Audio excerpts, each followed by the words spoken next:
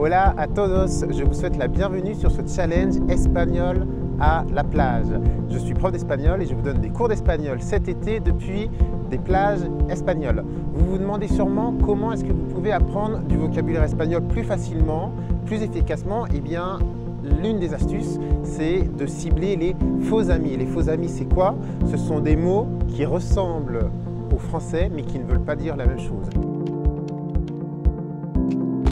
Si vous les ciblez, eh bien vous pouvez apprendre plus facilement puisque ce sont des mots que vous connaissez déjà mais qui ont une autre signification en espagnol. Je vous aide tout de suite en vous donnant quelques faux amis en espagnol. C'est juste après ça.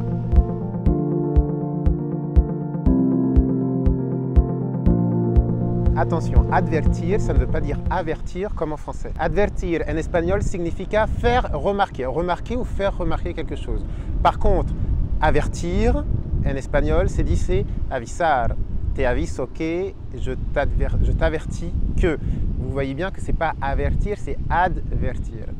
Un autre faux ami qui est vraiment très répandu, c'est le mot contestar. Contestar, ça ne veut pas dire contester, une chose que nous, en français, on sait très bien faire.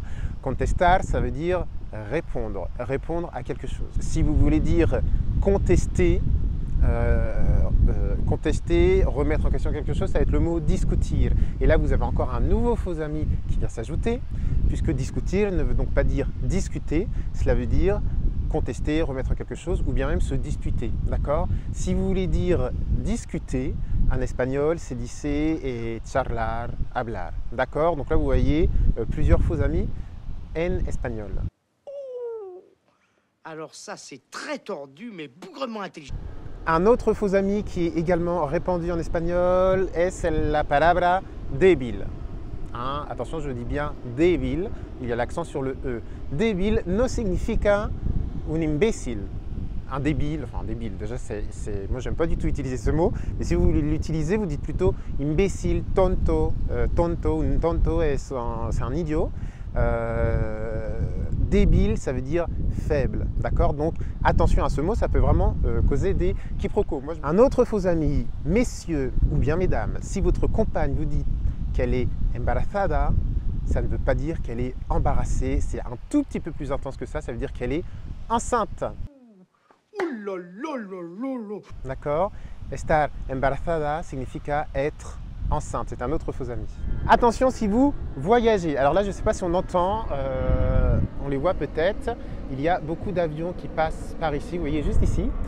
On est à Viladecans, juste à côté de l'aéroport, c'est une plage qui se situe à côté de l'aéroport, donc quand on se baigne, on voit passer les avions. J'espère que ça ne s'entend pas trop. Justement, en parlant d'avion, petite transition, en parlant d'avion, on a besoin de prendre notre équipage, nos bagages. Eh bien, sachez en espagnol, si vous voulez dire le mot bagage, il faut dire le mot equipaje. Equipaje, ce n'est pas un équipage. L'équipage qui se trouve à bord de l'avion, du bateau, est la tripulación. Donc ça, c'est un autre faux ami. El equipaje sont les bagages, y la tripulación, l'équipage. Autre faux ami à noter, je vous conseille de faire une petite liste des faux amis. Autre faux ami à noter, una mancha. Una mancha, ce n'est pas une manche. Una mancha, c'est une tache. J'étais en train de chercher. Una mancha, c'est une tache. Si vous voulez dire une manche, es un mango. Un mango, c'est pas seulement une manche, c'est aussi une mangue. Donc vous voyez, n'hésitez pas, quand vous faites vos listes de vocabulaire, n'hésitez pas à relier les mots entre eux, à faire des choses très visuelles, parce que là, vous pouvez apprendre des mots très simplement.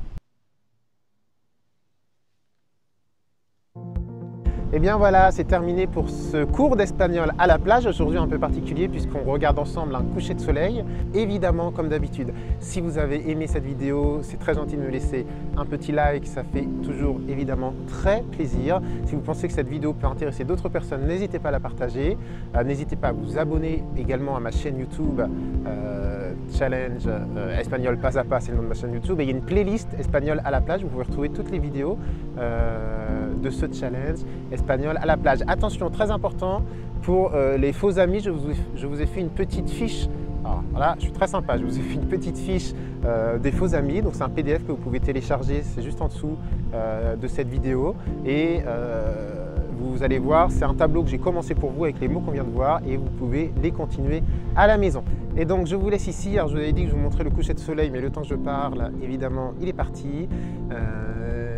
Aquí estamos en Viladecans, no sé si conocéis una playa justo al lado de Barcelona, al lado del aeropuerto también, tenéis el mar y la montaña justo al lado, y aquí el sol se pone, le soleil se couche, el sol se pone detrás de las montañas y al final tenemos unas luces increíbles aquí